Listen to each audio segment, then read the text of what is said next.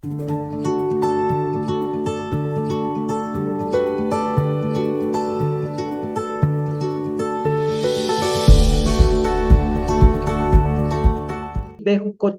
en mis leyes. Preguntas. ¿Cuál es el orden de la parashá? ¿Para qué repite tantas veces que si no se han a enmendar y van a mantenerse rebeldes, entonces va a pasar tal cosa o tal otra? ¿Por qué no dice directamente todo de una sola vez? ¿Qué quiere decir Ashem Yirtzu et Amonam? Lo vamos a ver en esta explicación. Que van a querer sus pecados. Se trata de que hacen Teshuvah. ¿Por qué no nos dice que van a volver a la tierra de Israel y se arrepienten? Varios conceptos acerca de la pregunta central a la pregunta. ¿Por qué menciona la Torá solo recompensas físicas por observar los mandamientos? A eso, entonces, hay varias referencias de los rabinos que tenemos acá. El primero es Sadia Gaón. ¿Qué concepto nos da él? Sadia Gaón, primero que todo, quiero decirles quién fue. Sadia Gaón, su nombre era Saadia Ben Yosef Al-Fayumi, y él fue un prominente sabio, filósofo y exegeta judío del periodo de los Geonim. Era conocido por sus escritos sobre la gramática hebrea, la filosofía y la ley religiosa, es decir, la halajá. Él nació en julio del 882. Nació en Egipto, pero luego se desplaza a Babilonia y termina siendo director de una de las escuelas de las yeshivot de Babilonia en 1800 y tanto, ¿sí? Él muere el 21 de mayo de 942. Él nos dice al respecto, antes de la entrega de la Torá, los judíos eran idólatras, que creían que sus necesidades físicas les eran provistas por sus ídolos. Por eso, cuando se dio la Torá, prohibieron la idolatría. Fue necesario explicar cómo obtendría la gente sus necesidades físicas. Esto lo dice él en el Emunot de Deot, uno de sus libros. Siguiente rabino que nos responde a esta misma pregunta es Ibn Ezra. Cuando dice Ibn IBN, eso automáticamente usted sabe que es un rabino que viene de un contexto árabe, pero este rabino dice, como la persona no puede entender las recompensas espirituales, la Torá nos las especificó. De Barín 32, 39. ¿Quién fue Ibn Ezra? Ibn Ezra fue el rabino Abraham ben Meir Ibn Ezra, conocido también como Aben Ezra o Ezra, calificado como el sabio, el grande, el admirable. Fue un destacado intelectual judío andalusí, es decir, que él era español. ¿Pero por qué tenía ese apellido como Ibn? Ibn no es un apellido, sino término árabe, porque España estuvo ocupada por los árabes durante muchos siglos. De modo que los que vivían en la zona andaluza, etcétera, tenían una fuerte influencia de los árabes. Árabes entonces impregnaron mucho también de su cultura a los españoles, y el español tiene muchas palabras árabes. Y estamos hablando que para esta época el español todavía no se había concretado como lo conocemos. Él nace en 1089 y muere en 1167. El siguiente rabino que trae la opinión, estoy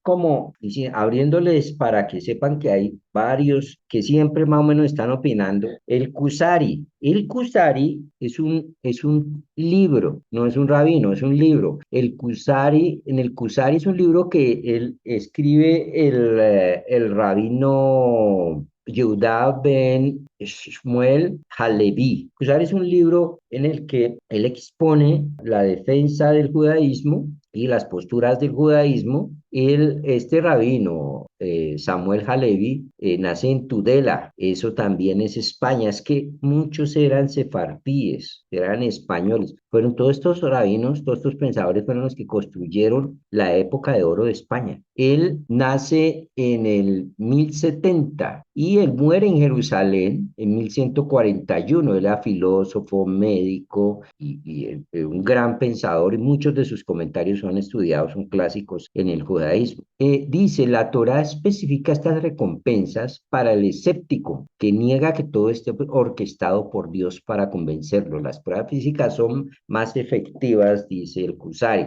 El Ramban, que siempre lo venimos citando, Ramban, su nombre era Maimónides, y su nombre Moshe ben Maimón, o Moisés ben Maimón, más conocido como Maimónides, fue un judío sefaradí, es decir, español, considerado uno de los mayores estudiosos de la Torá en época medieval, conocido en el judaísmo y por tanto en hebreo por el acrónimo de Ramban. Ejerció de médico, filósofo, astrónomo, rabino en Andaluz, España, en Marruecos y en Egipto, donde terminó su vida. Allá fue el médico del sultán Saladino. Él nace en 1138 en Córdoba, España, y fallece el 13 de diciembre de 1204. ¿Qué dice Maimónides? La principal recompensa de eso por observar las misbos no se menciona aquí en absoluto. Más bien, aquí Dios está prometiendo apenas apartar los obstáculos físicos que interfieren con la observancia de las misbot. La Torah no menciona ninguna recompensa, pues de la persona se espera que cumpla los mandamientos en aras del cielo y no para cosechar recompensa. El Ran también, mire, todos estos son Ran, Ramban, etcétera, son acrósticos de los nombres reales. El Ran, también conocido como Nisim de Gerona o como Nisim ben Reuben Gerondi, este gran talmudista de la Edad de Oro de la era rabínica de los Rishonim, nació en Barcelona en 1315. Fíjense que la cantidad de rabinos españoles que hubo en el medioevo era una cosa impresionante y un nivel altísimo. El que dice lo que tenemos aquí en pantalla, la Torá sí afirma que a la persona se le da recompensa espiritual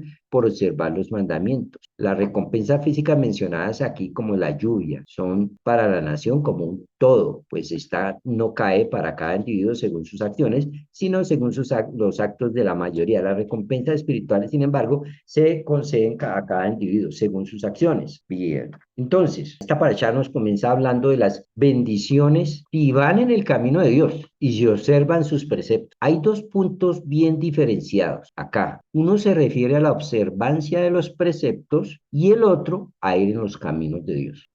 Observar los preceptos, lo que básicamente me está hablando en esta sección de la Torá en Bejucotay, estas advertencias que está haciendo en Levítico 26:14 en adelante, hasta el 27 más o menos que vamos a leer, y andar en los caminos, observar los preceptos y andar en los caminos de Dios. Andar en los caminos básicamente son aquellas cosas que no son parte de los preceptos, pero que son el camino de Dios. Por ejemplo, hacer lo correcto. No hay un precepto que diga haz lo correcto, simplemente te dicen haz esto, haz esto, haz esto, haz esto. Pero ante todo, en cualquier situación, haz lo que es correcto. ¿Qué es lo correcto? Para ello tenemos que aprender y saber Torah. No lo que te parece a ti, sino lo que es correcto. Por ejemplo, ser misericordioso. No hay un mandamiento que diga ser misericordioso. Sí hay mandamiento que dice eso, corre al desvalido, etcétera, etcétera. Pero en general, ser misericordioso, no ser odiosos, no guardar rencor, cosas por el estilo. Entonces,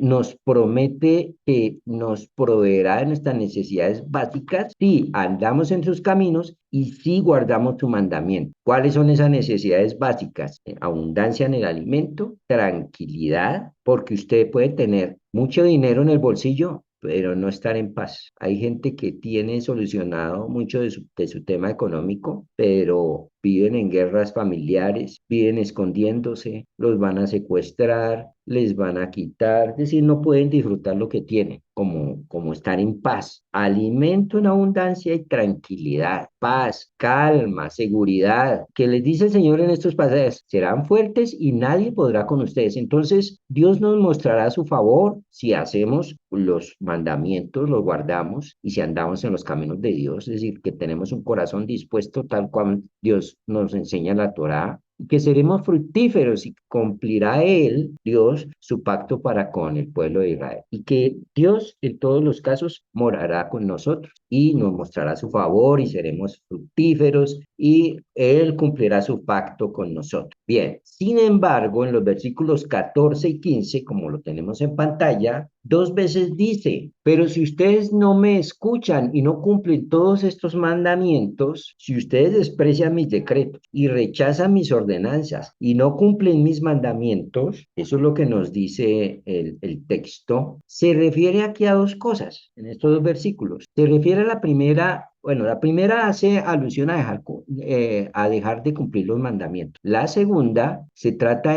de que no las cumplen porque las desdeñan. Es decir, hay gente que se nos hace la advertencia, pilas, no dejes de cumplir mis mandamientos y no los tomes por menos, no los desdeñes. Hay gente que toma los preceptos como algo sin sentido, se rebelan contra Dios y no ven por qué deben cumplirlos. Entonces los castigos también comienzan en forma escalonada en la medida en que la persona va transgrediendo. Para el primer caso, por ejemplo, para aquel que deja de cumplir los mandamientos por un tema de comodidad o para poder permitirse algún placer, por ejemplo, no guardar Shabbat, dedicarse más bien en Shabbat a llevar a los hijos a jugar fútbol, es más cómodo no complicarse con todas estas reglas, etcétera. Para ese tipo de personas, ojo, esto es para los hijos, para el pueblo de Israel, no para los que están afuera que no tienen ni idea de esto. Entonces, los castigos por no guardar los mandamientos del Eterno van a venir de forma escalonada. Y aquí se nos enumeran las cosas malas que le van a llegar al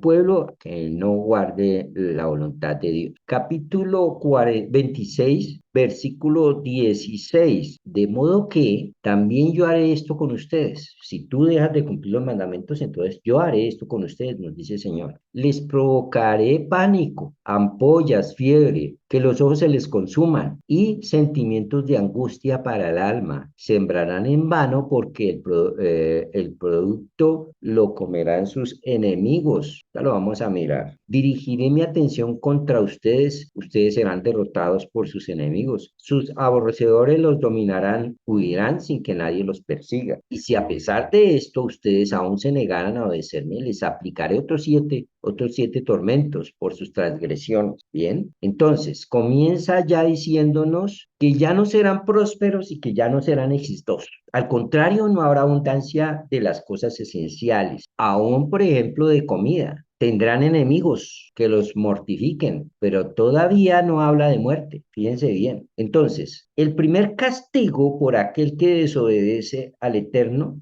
no va a venir sobre su salud, no va a venir sobre su vida, ni va a venir aún sobre sus hijos. Dios quiere castigar, pero el castigo de Dios siempre está dirigido con el propósito de que la gente aprenda. Todo castigo debe ser para eso, para que la persona aprenda. Un castigo que se da sin la intención de que se aprenda no es una forma correcta de castigar. Cuando uno está educando, que es la función que Dios cumple también con nosotros de educarnos para que nos vaya bien, uno no castiga a un hijo para dañarle la vida. Uno no castiga a un hijo, no debe castigar a un hijo por ira, por ejemplo, como uno de los errores que más cometen los padres. El castigo siempre debe llevar implícito una enseñanza para su formación. Entonces, el hijo hizo un acto de soberbia. Bueno, hay que enseñarle a no ser soberbio, a no ser orgulloso. Una forma de castigo, entonces, tiene que ser algo que lo lleve a darse cuenta que la soberbia no es buena, que el orgullo no es bueno y por lo tanto que él entienda, que llegue a la conclusión que ese camino no es correcto y que se dé cuenta que eso que tiene de orgullo tiene que quitarlo, tiene que eliminarlo, porque si se le castiga, pero él no entiende no entendió el mensaje, o si se le castiga, pero fue un castigo más por hacerle daño, golpearlo, etcétera, no se cumplió con la función que debe cumplirse, que es la de educarlo, la de formarlo, y se perdió la oportunidad, sino que él aprenda de esa circunstancia, para lo cual los padres deben ser entonces excelentes educadores. Obviamente, el mayor de los errores que se cometen es que ¿cómo puede educar a alguien si él mismo no está educado? ¿Cómo puede un padre educar a un hijo deberíamos primero educar a los padres para poder que ellos eduquen bien a sus hijos, porque un padre, si no tiene el norte correcto, va a incluso a generar más problemas en la educación del hijo, ¿sí? Entonces, lo que es correcto es que el que educa esté capacitado para poder enseñar. De ahí que la gran problemática de nuestra sociedad es que el 99% de los padres no saben educar porque no tienen las herramientas. Y no tienen las herramientas porque no vienen de un contexto familiar correcto. Un padre, por ejemplo, que fue violento con sus hijos, ese hijo, cuando tenga hijos, como no aprendió a educar correctamente, no va a enseñar correctamente o no va a corregir correctamente. Entonces, toda la corrección, es decir, siempre que un hijo desobedece, automáticamente tiene que tener una corrección. Si no se corrige, bien sea por pereza, bien sea para no meterse en problemas, son muchas veces por no tener discusiones, no tener peleas, entonces a veces puede que se quede callado el papá y se dejó entonces de corregir, y si no se corrigió, ese muchacho o esa chica van a aprender si realmente también son sabios y aprenden de las dificultades de la vida, van a aprender con los golpes en la vida. Si son, por ejemplo, altaneros, si son orgullosos, pues ya no va a ser el papá quien lo va a educar, no va a ser papá quien lo va a corregir, sino lo van a tratar mal afuera, donde le toque enfrentarse con gente que también tiene sus problemas y tendrá que aprender a golpes. La idea es que nuestros hijos no aprendan a través de esas circunstancias, sino que aprendan en la educación con amor en la casa. Bien, si el hijo es, por ejemplo, todo le sabe a feo, todo es un problema, no le sirve la comida que le dan en la casa, etcétera, va a aprender a apreciar eso aguantando hambre afuera. Y cuando sea mayor, cuando sea adulto, va a decir qué rico esa comida que preparaban en casa. Y tantas veces hicieron el feo. Pero si ese hijo es educado correctamente, labor que no es fácil, entonces va a apreciar lo que tiene y se va a evitar un camino doloroso en el futuro. Por lo tanto, el padre que ama a sus hijos educa correctamente, y ese educar correctamente pasa por un autocontrol y el prepararnos adecuadamente para enseñar adecuadamente. Entonces, entendiendo que Dios lo que quiere en nosotros es corregirnos para educarnos correctamente, los castigos, por lo tanto, son para ellos. Si el castigo de una vez fuera matarnos, pues no habría educación ahí. Tiene que ser algo muy grave para que se decrete la muerte sobre una persona en la Torá. ¿Qué es muy grave? Idolatría, inmundicia sexual, cosas por el estilo. Pero el resto, todo es un proceso de aprendizaje y de corrección. Y por lo tanto, como vemos acá, se nos empieza advirtiendo, si fallas en esto, si no guardas los mandamientos, serás castigado. ¿En qué te van a castigar primero? En la parte monetaria. No te vas a poder dar los lujos de antes. Puede que el no poderte dar los lujos de antes te bajen la autoestima, te bajen no, ya no puedes darte las vacaciones que te dabas, no puedes tener el carrazo, no puedes tener, bueno, pero eso con el propósito no de que mueras así vaciado toda la vida, sino que recapacites, ¿bien? Y entonces tendremos enemigos que nos mortifiquen, y esos enemigos que nos mortifiquen saldrán de un lado y del otro, y usted dirá, ¿y por qué yo qué hice de malo? Pues ahí está el detalle. El detalle es que usted siempre ante una circunstancia difícil debe evaluar de dónde me surgió esta persona que me la dedicó. ¿No les ha pasado que les ha salido en el trabajo un enemigo que usted de gratis, usted no ha hecho nada? Tiene que evaluar siempre la persona el ver cuál ha sido mi comportamiento con respecto a Dios porque por alguna razón me está viniendo lo que me viene. Entonces, dice la Torá, si tú no guardas mandato, entonces vendrán los enemigos. Te van a salir enemigos, te van a florecer enemigos que ni te imaginabas, ¿sí? Pero todavía no habla de muerte. Si con todo esto la persona no vuelve a su actitud correcta y no regresa al buen camino y piensa que es por casualidad que le salió el problema, que es casualidad que le salió el enemigo, que es casualidad que se quedó vaciado, que es casualidad que ahora no pueda pagar los recibos, etcétera, entonces ahora comenzará a haber hambre. Ya no escasez, sino que va a tener hambre. Es decir, como nos está diciendo en el versículo 18 que acabamos de leer, pero avancémoslo porque vamos hasta el 20. Así quebraré el orgullo del poder de ustedes. ¿Cómo nos quiebra el orgullo a nosotros? Versículo 18. Les explicaré 7 tormentos por sus transgresiones. Y los tormentos son dificultades. Las dificultades no las envía Dios, por así decirlo, porque en el contrato que se hizo con el pueblo de Israel dice, si ustedes desobedecen mis mandamientos, entonces les caerá este problema a ustedes. Es decir, que uno es el que finalmente se echa los problemas encima, se echa las maldiciones, se echa la problemática. Si es orgulloso, entonces ese orgullo se va a quebrar. ¿Con qué? Con tormentos. No va a tener con qué pagar el recibo, no va a tener con qué comprarse lo último que le... Todo lo que le generaba orgullo se lo va a ir, le va a ir quitando para que usted sufra y entonces cuando hay sufrimiento, si la persona es sensata, va a pensar y decir, claro, es que en realidad yo me creía mucho, pero no soy eso. Y la persona puede cambiar. Quebrar el orgullo es la parte más importante dentro de un cambio. Mire, hace unos días me llamó alguien y me dijo, quiero que me ayudes con una circunstancia. Yo quiero hacer un estudio en la Biblia sobre la amargura. Bueno, me mandó un audio en WhatsApp. Yo no he alcanzado a contestarle la llamada. Que si le podía, entonces que si nos podíamos ver, hablar para que yo le sugiriera unas lecturas para que hiciera el estudio sobre como yo conozco a esta persona más o menos, sé que el problema de su amargura es el orgullo. La raíz de todo eso está en el orgullo y el orgullo. Y obviamente ese orgullo debe ser por su formación. No le pude contestar la llamada, porque tenía clase y después tenía clase con ustedes, se me pasó, etcétera, se me fue. Por la noche me mandó un WhatsApp en el que decía,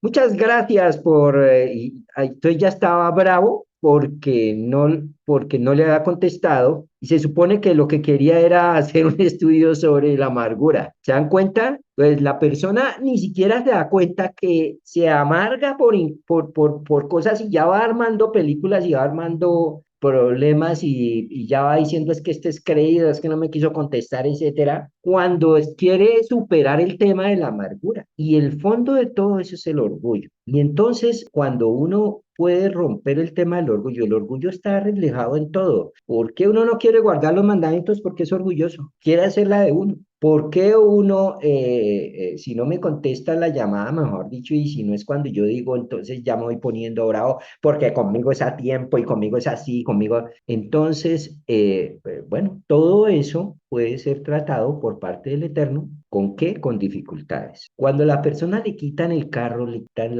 lo que tiene, le van quitando las cosas, es cuando ese globo inflado se va desinflando, se desinflando, desinflando, y llega al punto donde sí, agacha uno la cabeza. Cuando es mucho el orgullo, incluso estando en la vaciedad es más horrible, la persona no es capaz de reconocer eso. Tiene que ser entonces ya con un trato mucho más fuerte, ya ni siquiera quitándole las cosas materiales, ya ahora toca quitarle la salud, ya después toca quitarle la vida. Nadie desearía llegar hasta ese punto, pero en ese proceso de educación se va apretando, Dios va apretando poco a poco. Quebraré el orgullo del poder de ustedes, haré que el cielo sea seco como el hierro y que su tierra sea infértil como el cobre, es decir, que no le llueva para que no prosperen sus negocios. Todo lo que invierte para que le dé, no le produzca. ¿No se han dado cuenta que más encima de vaciado, cualquier cosa que hace peor aún, peor el negocio, todos los negocios se le quiebran, todo le sale mal? Y si anduviesen conmigo, solo en forma esporádica y no de manera sistemática, y se negasen a obedecerme, ¿qué es en forma esporádica? Ah, pues que yo estoy con Dios porque, esto sí, me salió la quincena, entonces otra vez me vuelvo bueno, empiezo nuevamente a buscar de Dios, busco de Dios por 8 días y después se me olvida, y después duro meses que ni aparezco, meses que no estudio palabra, bueno, eso es en forma esporádica. Lo que se nos pide a nosotros es que seamos estables, no seamos como maridos que aparecen de vez en cuando por la casa. ¿No? Sino que seamos estables. Y se negasen a obedecerme, les mandaré otra plaga, 7 como las transgresiones de ustedes, digamos. Y entonces les soltaré entre vosotros las fieras del campo, que os privarán de vuestros hijos y destruirán vuestro ganado y reducirán el número de manera que vuestros caminos queden desiertos.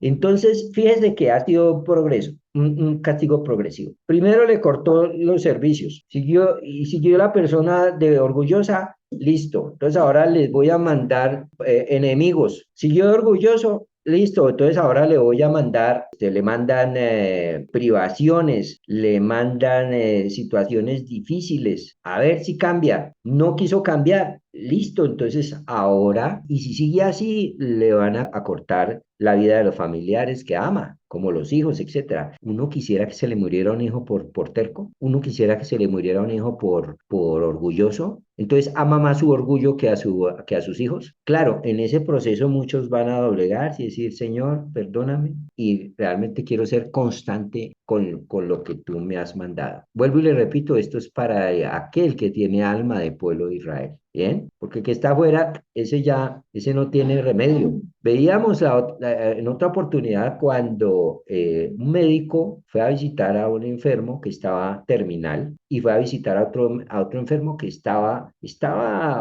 dura la situación, pero el médico detectó que se podía salvar y entonces le dio una dieta supremamente estricta para que no se muriese. Prohibido comer muchos azúcares, grasas, bueno, todo lo que es para que no le dé un infarto. Ahora tiene que comer una comida muy frugal, tiene que comer una comida muy, muy limpia, nada de paquetes, todo muy mesurado y todo muy natural. Y al otro que se va a morir y que no tiene arreglo, le dijo, usted puede comer lo que quiera. El que se va a morir es el del mundo, entonces coma lo que quiera. Pero usted que está en cuidados intensivos, pero que es el Hijo de Dios, que se puede salvar, entonces no comas esto, no comas aquello. Para eso son los mandamientos y para eso es la dieta severa, para que pueda vivir una vida entonces mesurada, una vida controlada y una vida en la que esté eliminando las grasas, los azúcares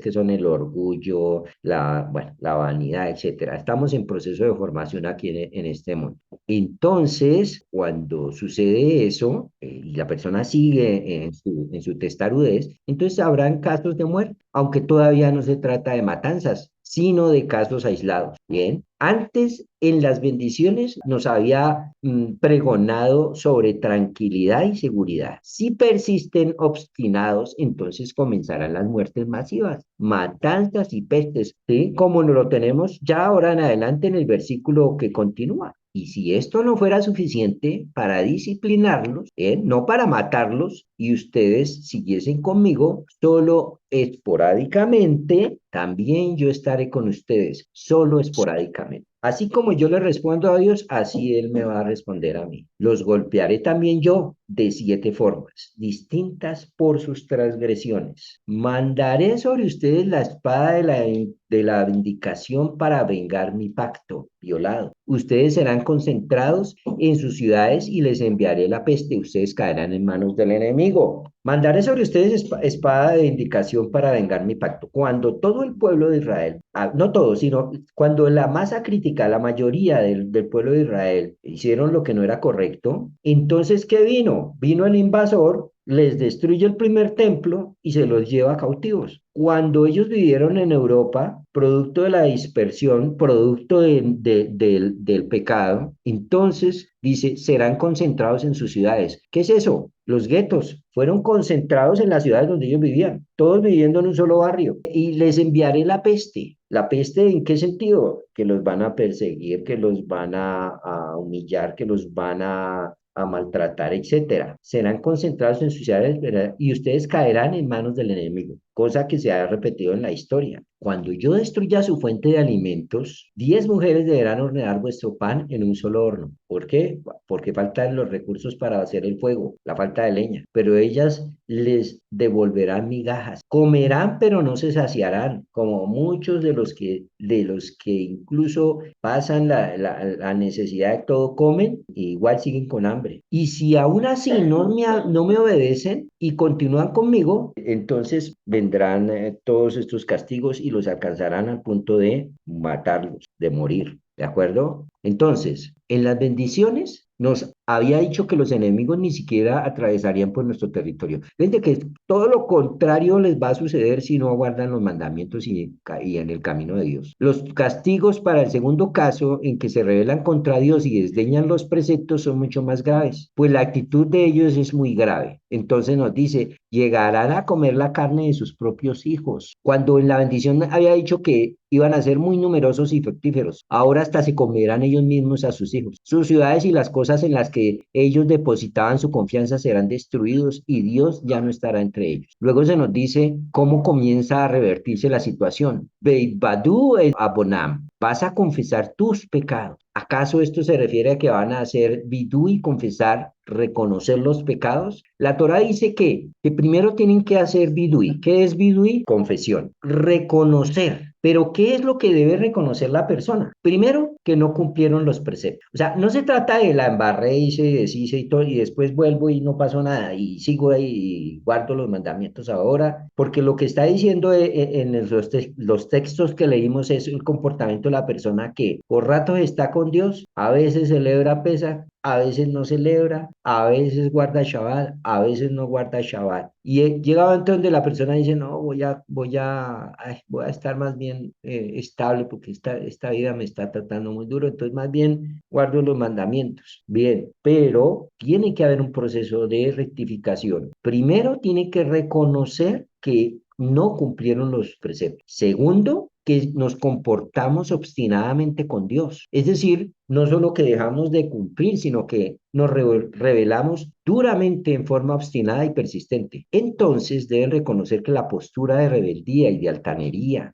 estuvo mal y además asumir que hicieron un pecado. Cuando uno está educando a hijos se da cuenta de ello. El hijo a veces responde mal y trata de que caigan en cuenta. Después al rato el hijo quiere estar bien, como si nada hubiera pasado. ¿Cuál es lo correcto? Que reconozca que se portó mal. Porque si no reconoce que se portó mal, no le sirvió de nada la pelea. Entonces la idea es que el hijo tiene que reconocer y decir, sí, me porté mal. Porque si no reconoce, va a volver a caer en lo mismo más adelante. Entonces, primero, que no cumplí con lo que me mandaron. Segundo, que fui obstinado y que fui persistente en ser obstinado y en ser rebelde. Hay que reconocer y decir, sí, fallé en esto. No, perdóname porque fallé. No, perdóname que fallé en qué. En esto, en esto. Así es con el Eterno también y así nos lo está señalando la Torah, ¿sí? Entonces, lo más grave, el segundo punto, por ejemplo, la tanería, pues bueno, nosotros salimos del exilio es porque ahora debemos demostrar humildad. Cuando uno está en el exilio es cuando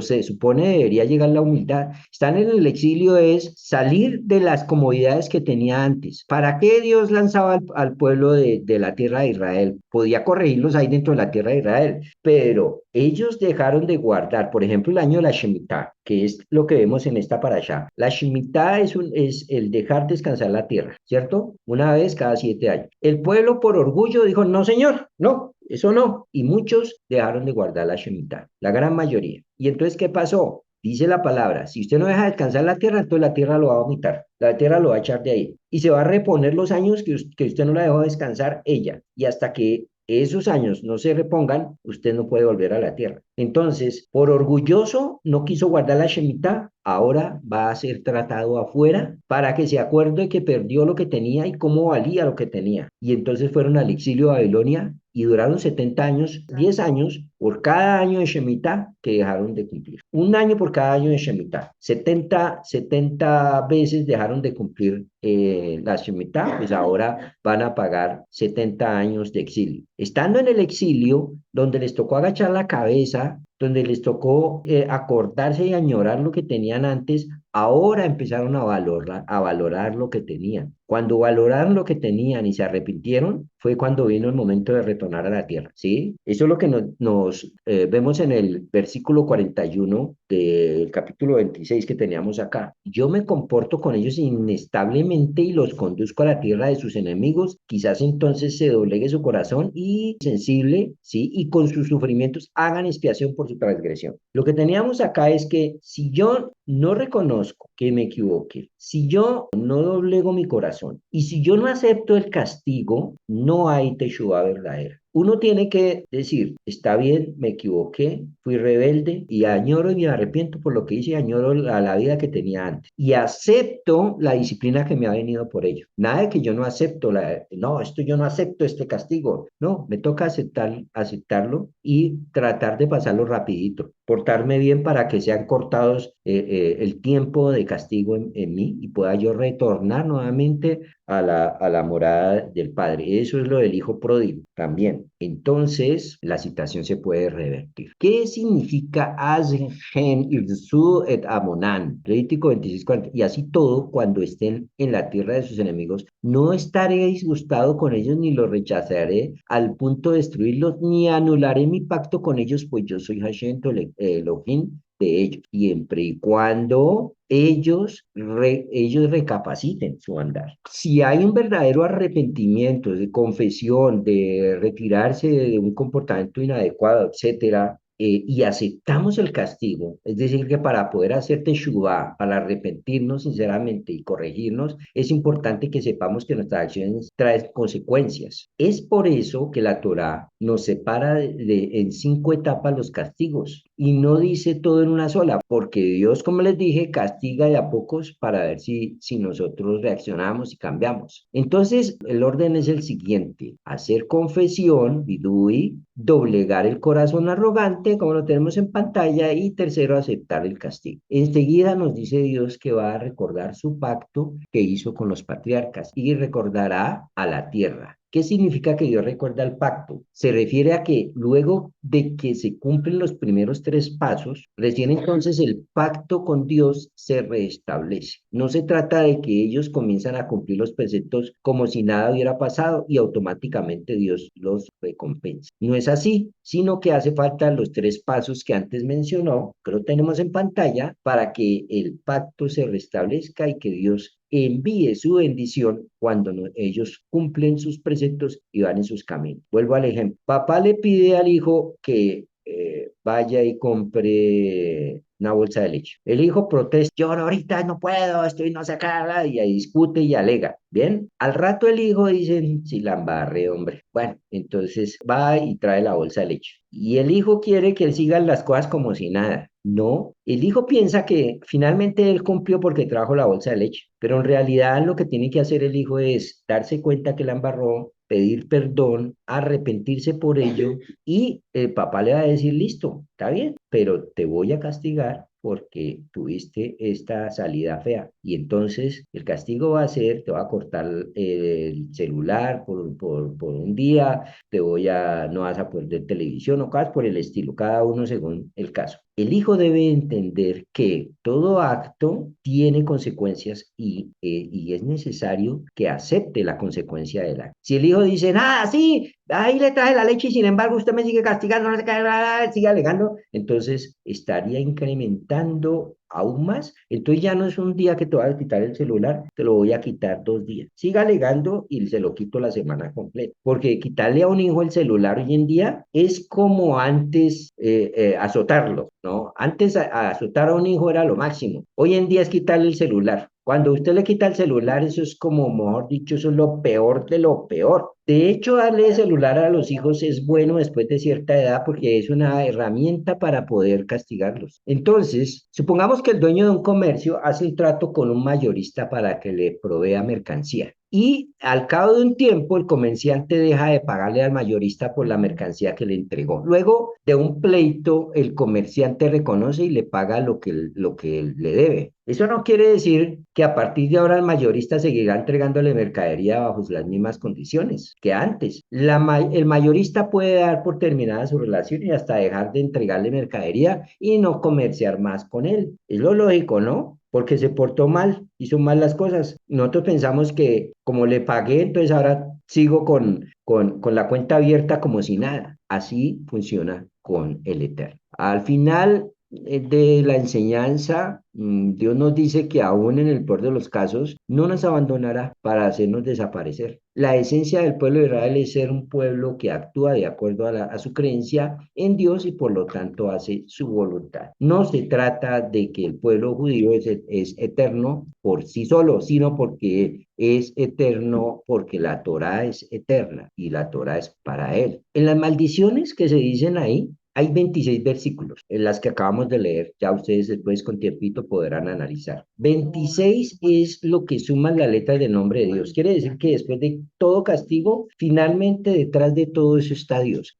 ¿Para qué nos lo envió? Para corregirnos. Por lo tanto, todo momento difícil finalmente tiene detrás un propósito de bendición, porque cuando uno mira después en el tiempo dice, yo era orgulloso, pero pasé todas estas circunstancias, ahora no lo soy. Toda corrección es la oportunidad que tenemos para cambiar para bien. Por eso, todo es para bien. Es uno de los principios que aprendemos leyendo los libros.